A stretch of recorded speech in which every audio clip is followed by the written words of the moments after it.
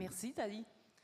Donc, ce matin, on a le sujet aride de l'évaluation. C'est pas facile un petit matin de novembre de parler d'évaluation puis d'indicateurs d'impact, puis on va essayer de vous convaincre que c'est pertinent, que c'est intéressant, que c'est émoustillant, l'évaluation d'une communauté nourricière même.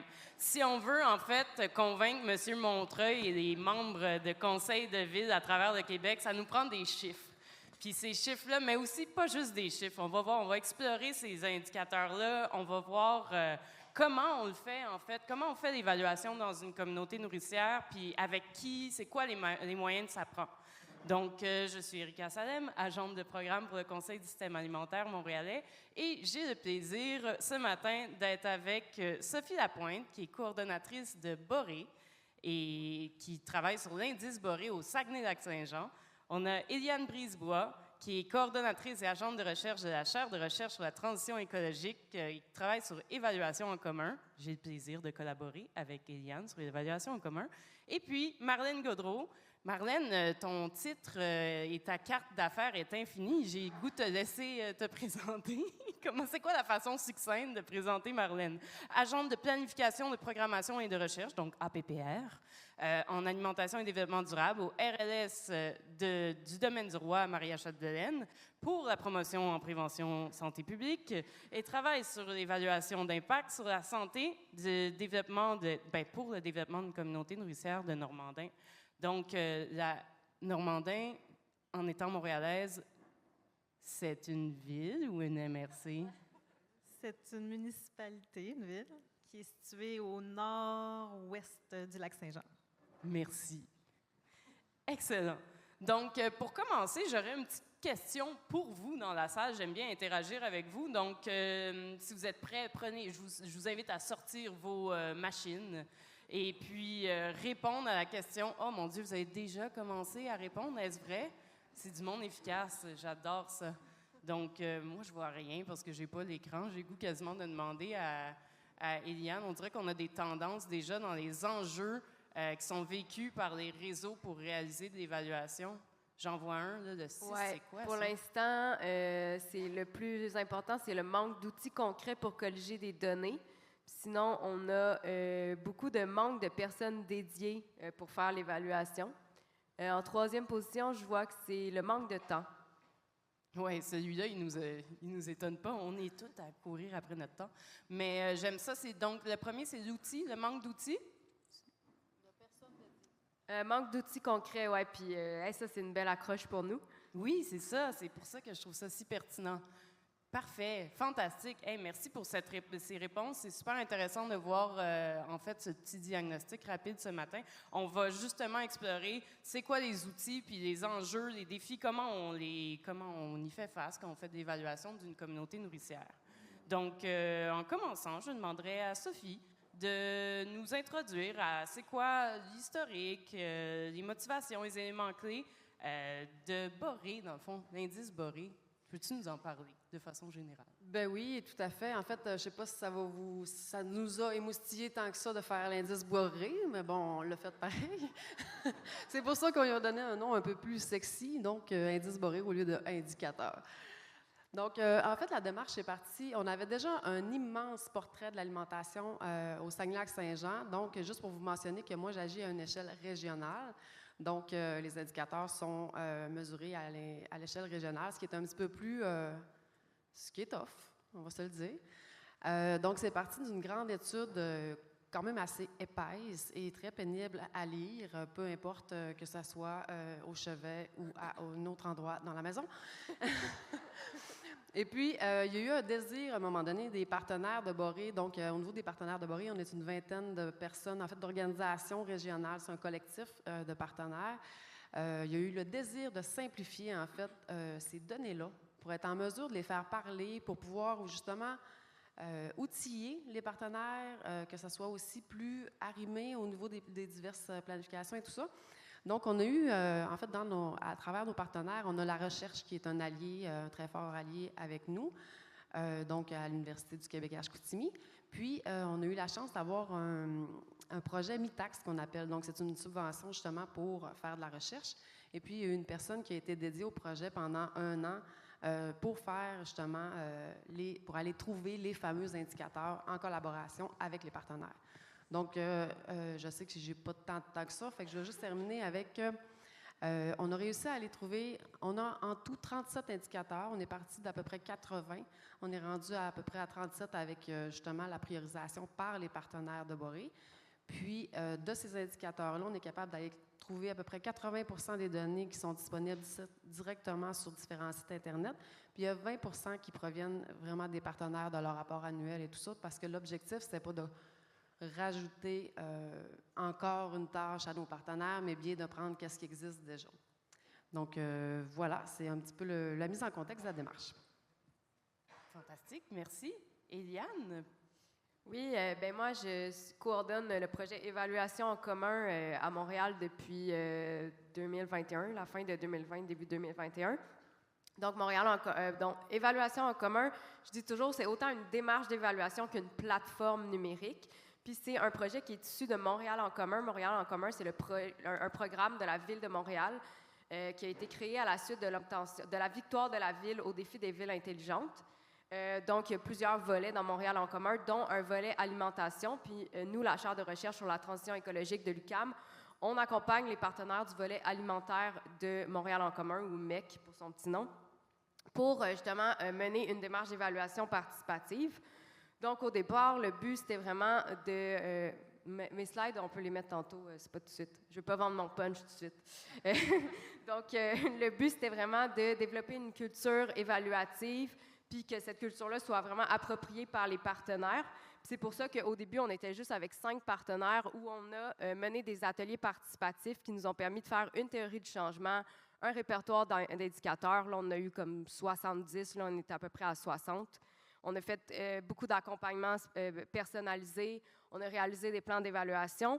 Puis aussi, dans cette première phase-là, que j'ai oublié de mentionner, première phase qui était comme de 2021 à la moitié de l'année 2023, on a fait développer la plateforme numérique pour mettre en commun les données d'évaluation puis avoir, dans le fond, une analyse collective puis un portrait collectif qu'on appelle, dans le fond, le tableau de bord, qui est l'outil dans Évaluation en commun où on peut visualiser les données. Donc, on a fait cette première expérimentation-là avec les partenaires de Montréal en commun. Donc, on a évalué 5 projets pour l'année 2022. Puis, pour l'année 2023, bien, le projet a vraiment pris de l'ampleur parce qu'on a officialisé notre partenariat avec le Conseil du système alimentaire montréalais. Donc, en gros, j'appelle ça le SAM. Puis, au lieu d'évaluer seulement 5 projets, là, on est rendu à élargir l'utilisation de la plateforme et de la démarche à l'ensemble des partenaires du système alimentaire montréalais. Donc, on est passé de 5 à 33 projets, 33 projets portés par 20 organisations. Puis là, finalement, maintenant, dans cette transition-là entre la phase 1 et la phase 2, on a ajusté la théorie du changement, on a ajusté les indicateurs, on a aussi refait des ateliers collaboratifs pour valider là, notre répertoire d'indicateurs.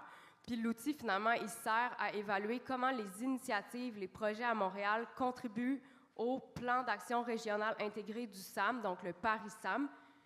Donc, c'est devenu un projet vraiment plus structurel et porteur pour l'ensemble de la collectivité à Montréal.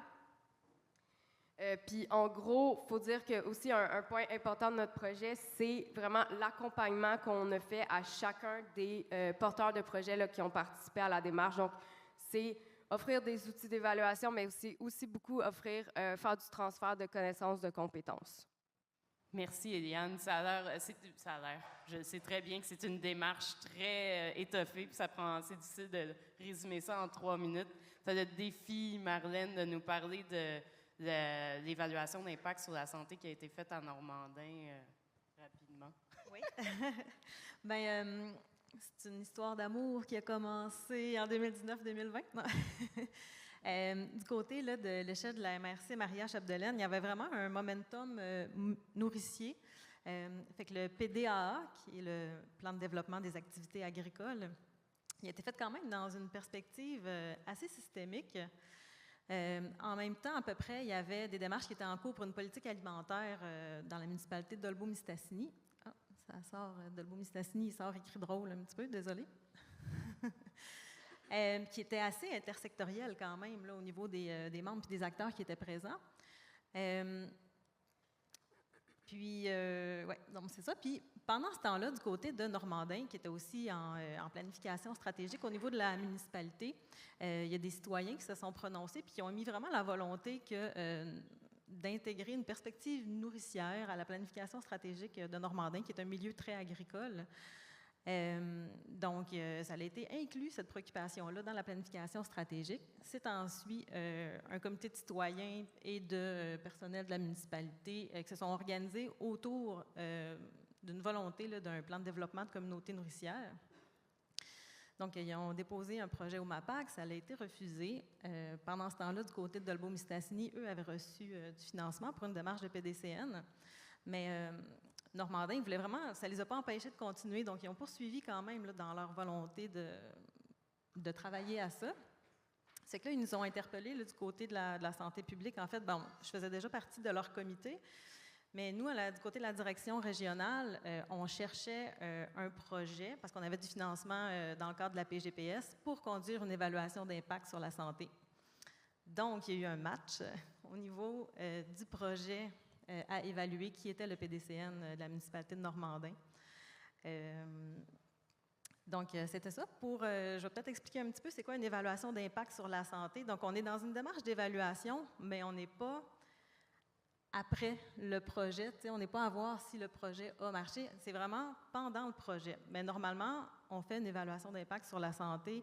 On va prendre les déterminants de la santé, puis on va s'en servir pour évaluer le projet.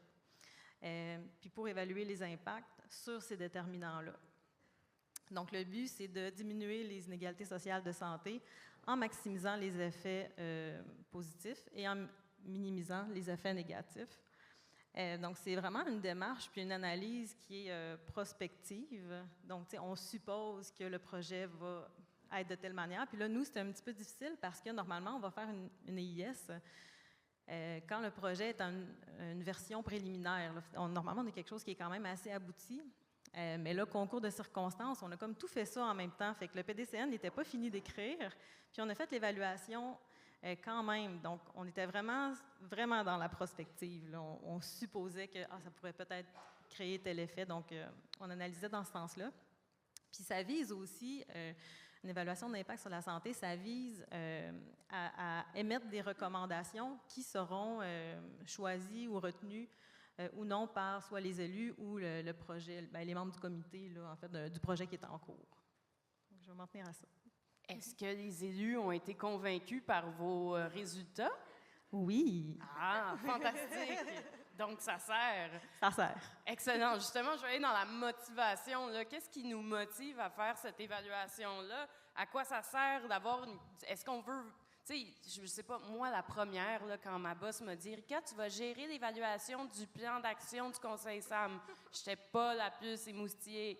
J'ai dit non. Mais finalement, quand on arrive à la fin du processus, on a des chiffres concrets qui nous démontrent l'impact. Puis non seulement ils nous démontrent l'impact, mais on peut briser. En tout cas, je veux vous demander si je peux m'emporter moi-même sur la motivation qu'on peut avoir par rapport à l'évaluation, mais je vais vous demander à vous. Qu'est-ce qui vous motive autant à mettre autant d'énergie dans ces systèmes d'évaluation de plans de communauté nourricière? Bien, moi, je suis super motivée en tant que chercheuse à donner des outils, comme je disais précédemment. Mais je pense qu'on se dit, pourquoi on fait ça? Puis je pense qu'en général, l'évaluation dans le contexte des démarches nourricières et en général, ça nous sert à deux choses en gros. À faire le suivi des projets qui composent ces démarches nourricières. Fait qu'on est un peu basé sur c'est quoi les outputs de nos démarches, donc c'est quoi les livrables. Fait que, mettons, dans le cas de la mutualisation, on va se demander c'est quoi qu'on mutualise, en quel nombre, à quelle fréquence, il y a combien d'usagers qui sont concernés. Mais aussi, l'éval nous sert à mesurer les outcomes, donc c'est quoi les effets, les impacts des projets. Puis encore une fois, si je prends l'exemple de la mutualisation, bien là, on va pouvoir aller mesurer comment la mutualisation aide les partenaires à remplir leur mission. Est-ce que la mutualisation elle entraîne des surcoûts ou des économies? Ça, c'est un indicateur quantitatif, mais l'indicateur sur la réalisation de la mission, ça, c'est un indicateur qualitatif. Fait qu'on va autant du côté des chiffres que du côté des catégories thématiques pour faire ces évaluations-là. Puis, l'évaluation nous sert aussi à voir, bien, est-ce que les interventions, les actions qu'on met en œuvre, est-ce qu'elles répondent vraiment aux besoins des publics cibles, que ce soit les bénéficiaires de l'aide alimentaire, par exemple, ou bien, les producteurs ou les organisations qui font de la mutualisation. Je reste toujours dans cet exemple-là. Donc, est-ce que ce qu'on fait, ça l'a vraiment, est-ce que c'est vraiment utile? Est-ce que ça fonctionne? Puis c'est vraiment une perspective, dans le fond, d'amélioration continue parce que Marlène disait, on ne fait pas l'évaluation quand c'est fini, on fait l'évaluation tout au long d'un projet. Puis ça, on appelle ça une approche évolutive. Bien, dans le fond, on réagit. Est-ce que telle action fonctionne? Oui, non. On peut réorienter l'action grâce aux données qu'on va collecter. Puis moi, ce que je trouve super motivant, c'est oui, chacun de notre côté, on collecte des données, mais le plus important, c'est quand on met ces données-là en commun, bien, on voit vraiment quel impact collectif on a, puis dans quel effort collectif l'action de tout un chacun s'inscrit. Puis, tu sais, à Montréal, ça faisait des années, tout le monde disait « Ah, il faut plus de données sur ce qui se fait en sécurité alimentaire. » Bien, là, justement, en offrant les outils, les compétences, les connaissances là-dessus, bien, on prend vraiment les moyens, là, collectivement, d'avoir un portrait de nos actions. Là, tu parles de mutualisation. Mutualisation, c'est utile, la mutualisation, une fois qu'on l'a évaluée? Ben, en tout cas, les résultats sont positifs, puis il y a plus de bénéfices que de désavantages selon nos résultats d'évaluation. On a des chiffres pour le prouver. Sophie, avec Boré? Ben moi, au contraire de toi, Eliane, qui est très motivée, moi, là, ça ne me motive pas du tout, les indicateurs. OK? Moi, on me dit « Hey, les indicateurs », puis je pogne 2 minutes, il faut que je respire. Donc, la motivation, en fait, si on peut revenir sur la première diapo que j'avais envoyée, ça serait comme là, il me semble. En fait, ce qui est motivant, c'est que nous autres, on travaille beaucoup, on force beaucoup à travailler en intersectorialité. Fait que vous voyez le petit schéma ici, là? Nous autres, on n'est pas juste dans la chaîne d'alimentation. Je vous fais un petit cours 101, c'est pour peut-être les moins habitués, on va dire. Non, pas les nuls, monsieur le conseiller, quand même. On va se garder une petite gêne. Donc, c'est pas juste la chaîne alimentaire en tant que telle avec les 5 grands volets, mais tout est interrelié et tout a un impact sur tout. Donc, si, par exemple, il y a un schéma d'aménagement qui est modifié, bien, ça va avoir un impact sur l'alimentation. S'il y a un gros producteur qui ferme ou qui a un problème de relève, ça va avoir un impact sur la santé. Donc, tout est interrelié. Fait qu'il ne faut pas oublier que c'est pas juste la chaîne alimentaire, comme le disait au début Chantal, tu l'as très bien expliqué, c'est des liens, des maillages entre les divers partenaires, puis c'est ce qui fait la force, en fait, du système alimentaire au niveau régional. Puis je pense que, justement, en ayant des indicateurs régionaux, bien ça renforce, en fait, ça prouve que le système fonctionne.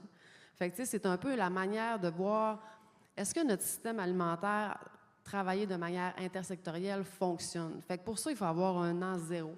Fait que l'an zéro, oui, il est plate à faire, là, on va se le dire, là, tu sais. On est là, tu sais, parce qu'il faut quand même un portrait zéro. Mais là, ce qui va être le fun avec les années, c'est qu'à un moment donné, il va y avoir une deuxième vision du système alimentaire régional. Puis là, on va voir l'évolution, puis on va voir où est-ce qu'il faut travailler, sont nos besoins, sont nos enjeux.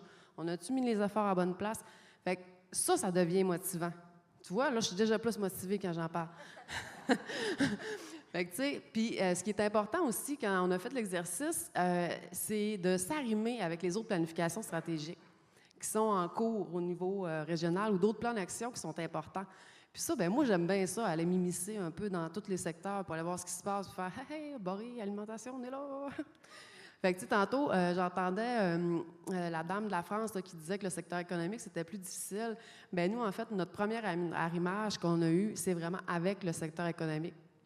Donc, tu sais, on a chacun nos enjeux, on a chacun nos réalités, puis, dépendamment d'une place ou d'une autre place, peu importe, on va quand même se buter à des enjeux ou à des personnalités aussi qui sont peut-être plus difficiles à faire des liens ou des maillages ou des partenariats.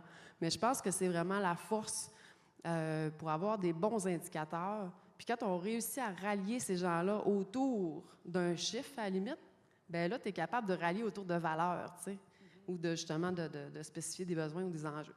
Fait que ça, je trouve ça vraiment, Bien, vraiment, vraiment, j'exagère un peu avec 2 vraiment, mais vraiment motivant. Puis l'objectif dans tout ça aussi, c'est la transparence de toute la démarche. Parce que plus tu es transparent, plus ça démontre justement, plus ça rallie des gens. Mais je vous avouerais qu'effectivement, au niveau communicationnel, comme l'a mentionné M. le conseiller au départ, c'est très difficile.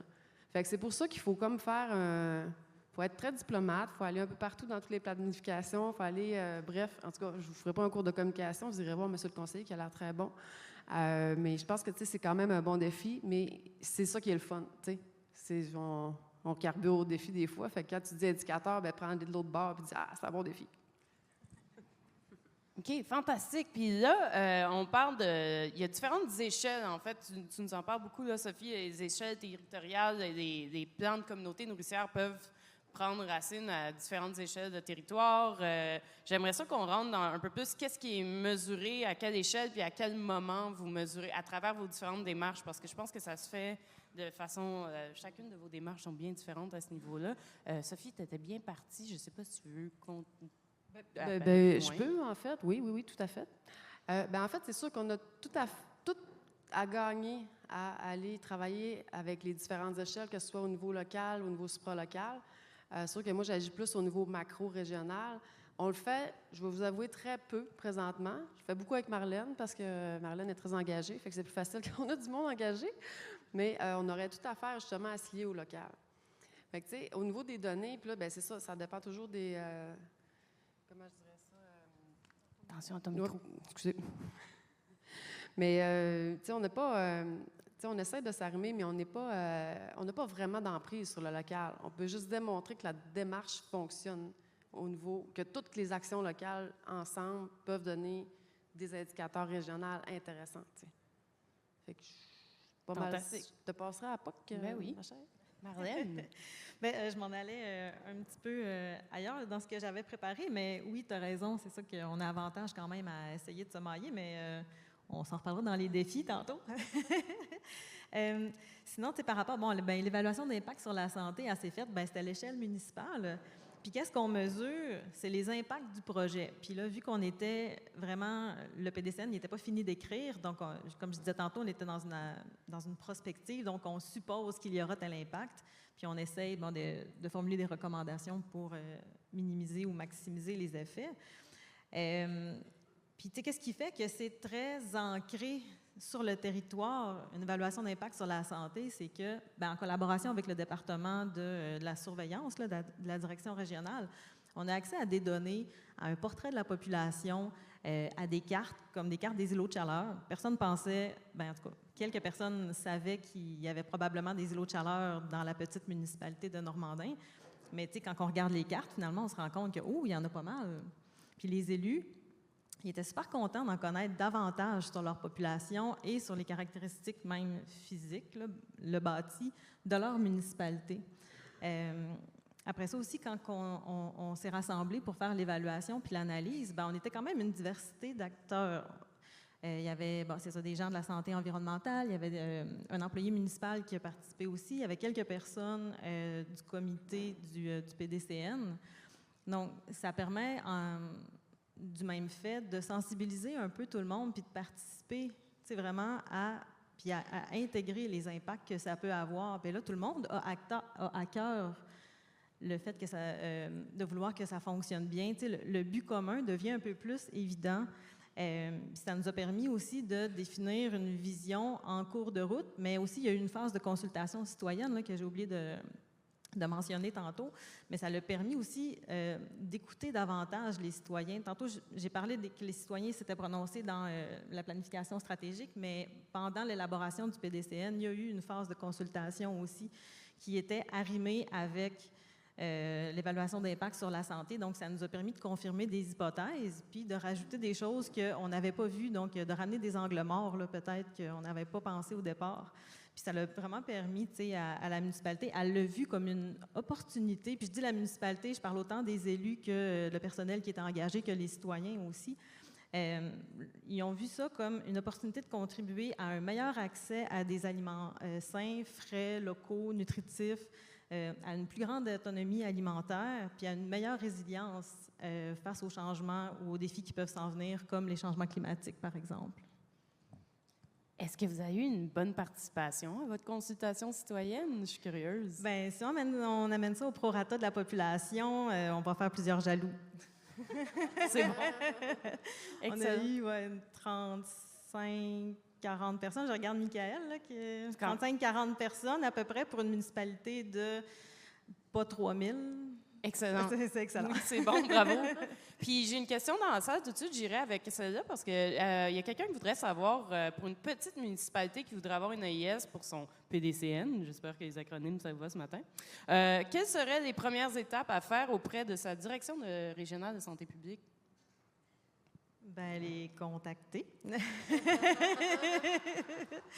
C'est parce qu'au-delà de ça, on est un peu, ça paraît évident là, comme réponse, mais c'est pas toutes les directions régionales qui fonctionnent de la même manière non plus. Tu sais, moi, je suis en collaboration avec ma direction régionale, mais mon port d'attache, tu l'as dit tantôt, là, mais mon réseau local de services. Fait que moi, je suis vraiment employée plus au niveau local. Mais tu sais, je dirais aller vers votre RLS peut-être au premier égard, parce que c'est lui qui est le plus proche de votre échelle de gouvernance. L'équipe de santé publique, là, en promotion-prévention, les organisateurs communautaires, les kinésiologues, certains ont des postes un peu comme le mien aussi. Donc, ça peut vraiment faciliter, puis après ça, de faire des demandes. Vous pouvez, si vous êtes une municipalité, là, il y a l'infolette de Espace Muni. Quand il y a des appels à projets pour le financement des évaluations d'impact sur la santé, ils sont publiés là, donc vous pouvez comme appliquer. Puis si jamais là, vous ne savez pas qui s'occupe des évaluations d'impact sur la santé, faites-moi signe, puis je peux essayer de trouver l'information pour vous, puis vous accompagner vers la bonne personne. Bien, moi, j'ajouterais là-dessus, là, utilisez vos contacts, puis parlez-en. À un moment donné, vous allez trouver la bonne personne. Puis plus vous allez en parler, plus ça va faire boule de neige, puis plus vous allez avoir de portes d'entrée pour d'autres projets. Merci. Eliane, veux-tu compléter avec l'ancrage? Je peux revenir sur l'ancrage territorial puis les échelles, si c'est toujours d'actualité. Oui, c'est ça, dans évaluation en commun, il y a 2 échelles. J'ai beaucoup parlé de l'évaluation de projet, ça, c'est comme la première échelle. Puis il y a l'évaluation. Enfin, quand on met toutes les données en commun, on a un portrait des impacts, des actions dans l'ensemble, en tout cas, on essaie dans l'ensemble du système alimentaire montréalais. C'est sûr que ça, c'est comme l'échelle la plus large. C'est sûr que là, avec la première année, on a seulement 33 projets. C'est sûr que passer de 5 à 33, c'est impressionnant, mais dans le système alimentaire montréalais, il y a des centaines et des centaines de projets. Donc, l'échantillon est très restreint. On est plus en présence d'un portrait qui nous montre des tendances, qui nous montre certaines façons de contribuer à l'atteinte des objectifs du plan d'action régional intégré.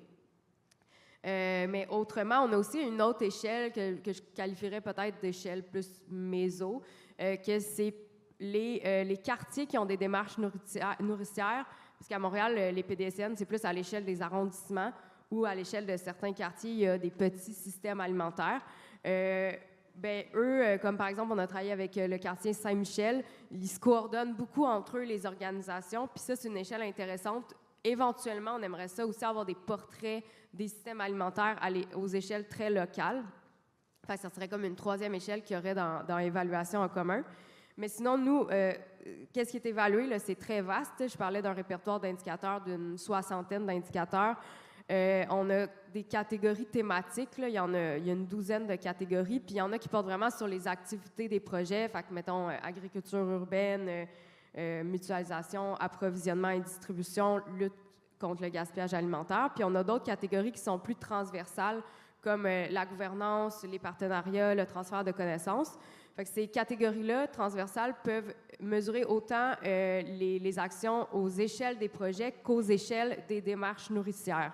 Parce qu'on s'entend que c'est ça, les partenariats, puis la gouvernance, c'est vraiment autant au cœur des projets qu'au cœur des démarches. Puis tout ça, on l'évalue comme sur un cycle annuel.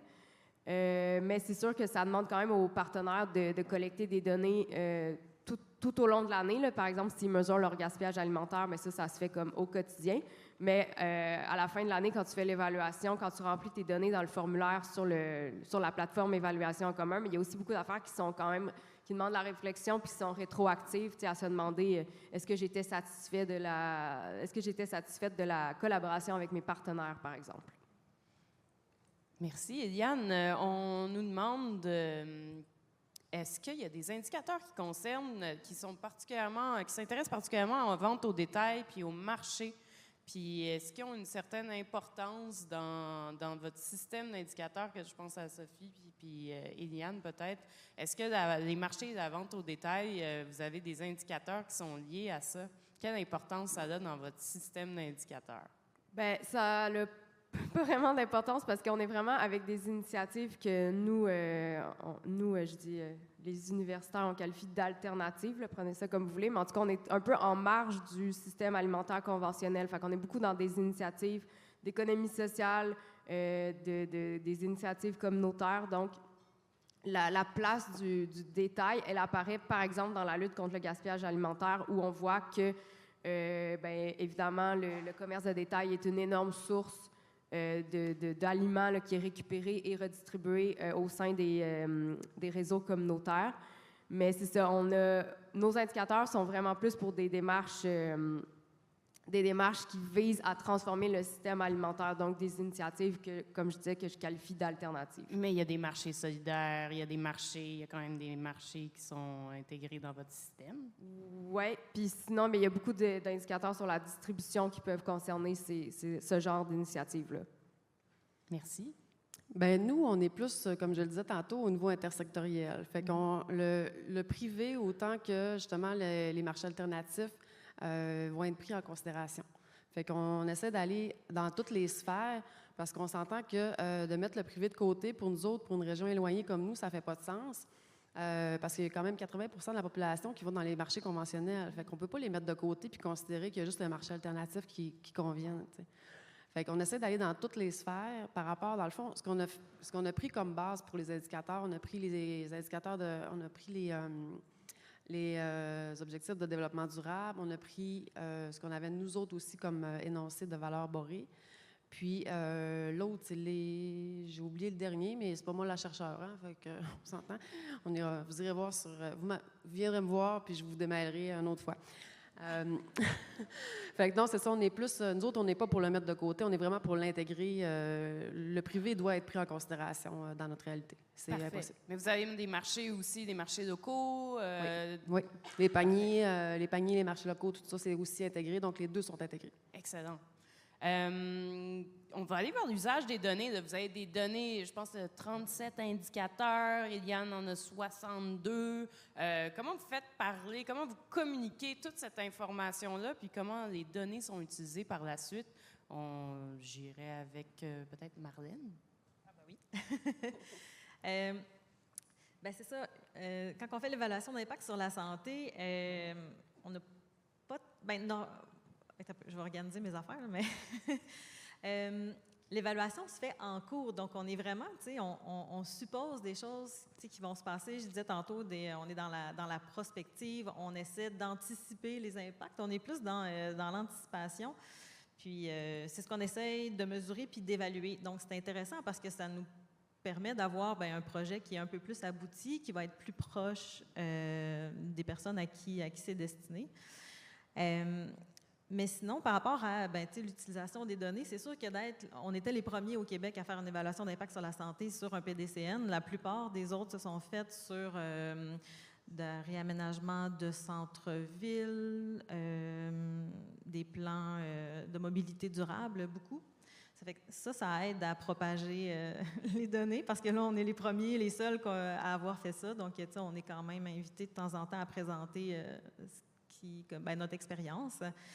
Mais ce n'est pas nécessairement garant de la portée locale non plus.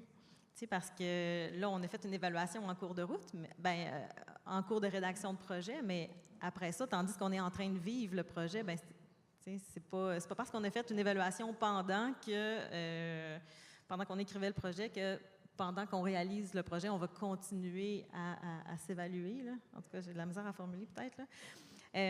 Tantôt, j'en parlais, ça nous a permis d'avoir une vision qui est davantage affirmée. Fait quand dans nos communications, ça devient un petit peu plus facile aussi quand, par exemple, soit le maire va prendre la parole face à ses citoyens ou qu'on organise des événements, que Michael organise des événements. Michael, c'est le conseiller en système alimentaire là, qui a été embauché pour faire la réalisation.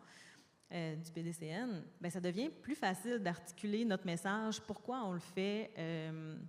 C'est pas gagné, là, c'est pas tous les citoyens qui savent qu'il y a un PDCN à Normandin, mais ça aide à faire du sens quand même, donc ça facilite les communications, puis la participation citoyenne aussi.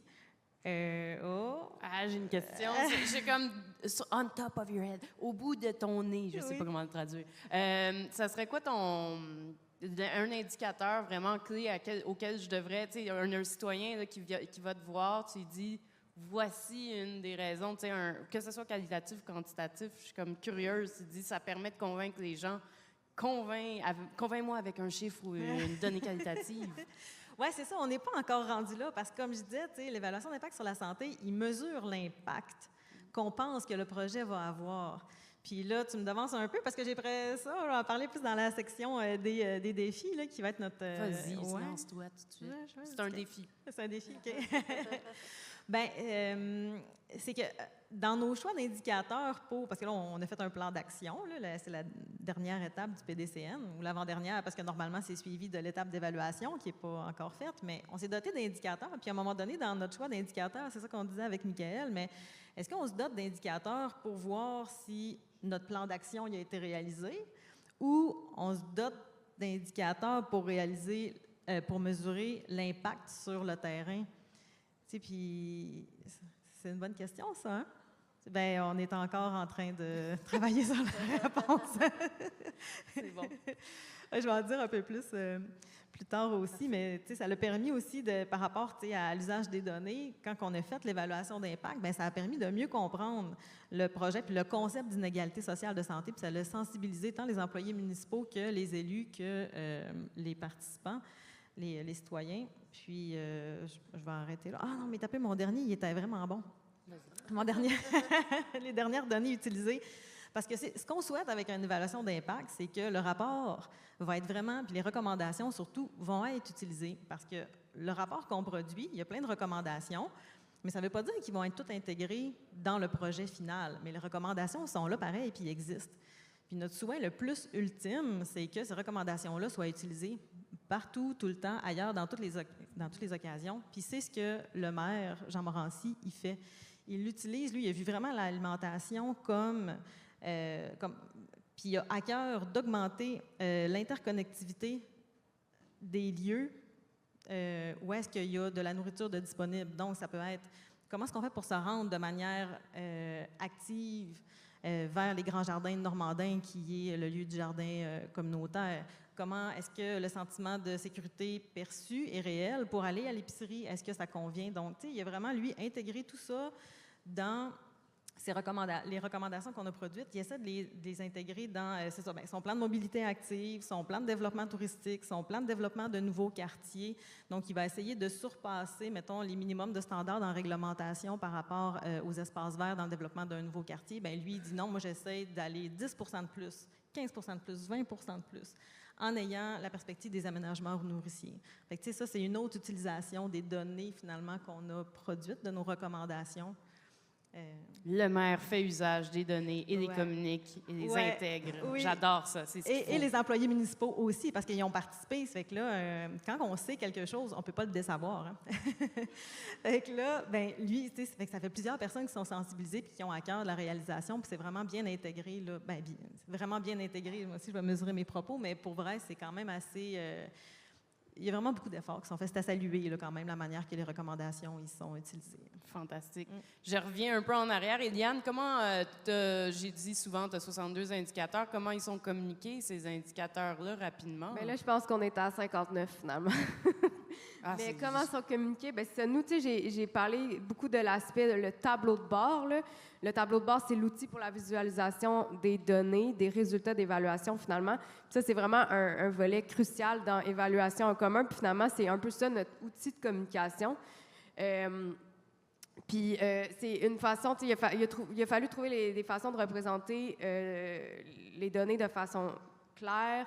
Fait qu'on a des boîtes de texte, on a des graphiques, on a des figures, comme vous voyez ici, sur la réduction du gaspillage alimentaire. Dans le fond, c'est organisé selon les résultats souhaités du plan d'action régionale intégré du SAM. Fait que Là, on voit, par exemple, les sources d'aliments vers où les aliments sont redistribués. Et finalement, tout le monde redistribue vers les organismes communautaires. Puis, on a le nombre de kilogrammes qui sont redistribués. Là, c'est sûr que là, on a les données du programme de récupération au supermarché de Moisson Montréal. Fait que ça fait qu'il y a plus de 2 millions de kilogrammes d'aliments qui sont récupérés.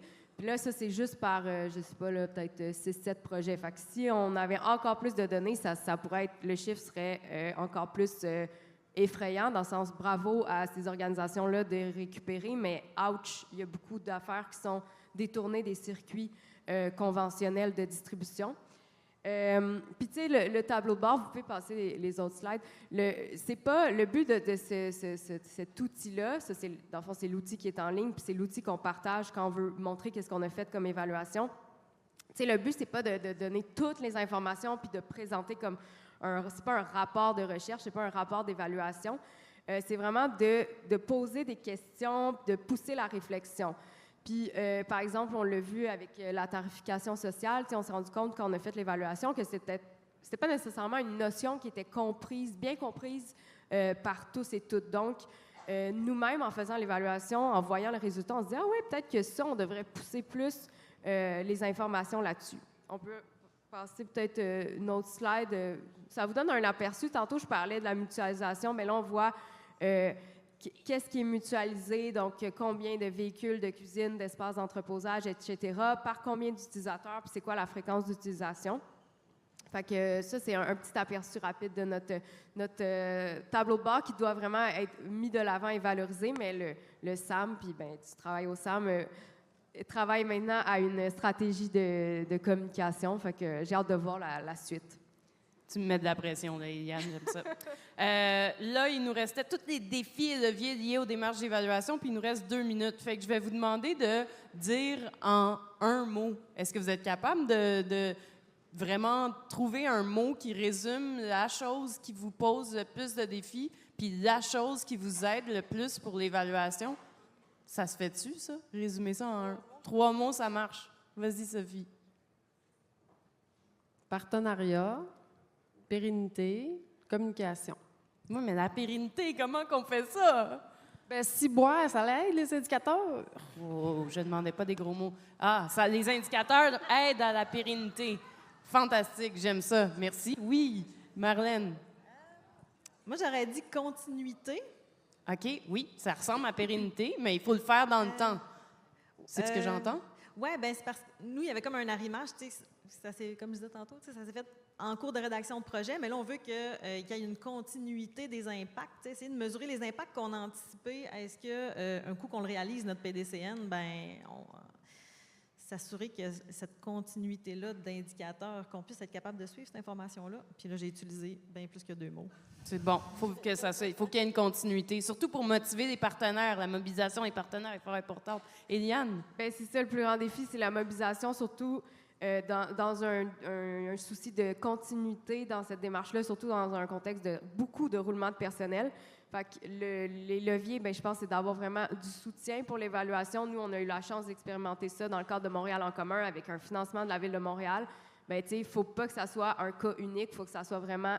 faut qu'il y ait du financement pour l'évaluation. Mais avoir su, j'aurais fait une phrase.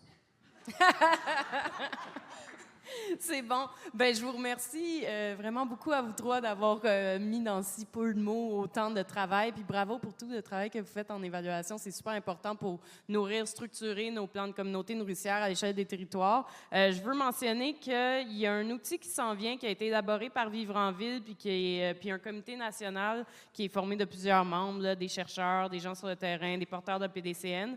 Puis l'outil va permettre de proposer des indicateurs de suivi pour chacun des ingrédients d'une communauté nourricière. Donc, ça s'en vient, ça va être publié prochainement, puis ça va être certainement un outil, en plus de toutes les démarches là, qu'on a, que ce soit à Montréal, au Saguenay ou à Normandin, on peut retrouver, il y a une pléthore d'indicateurs, vous allez voir, c'est pas facile de sélectionner lesquels qu'on veut vraiment. Ça se fait de façon participative, donc je vous remercie à vous 3. Merci.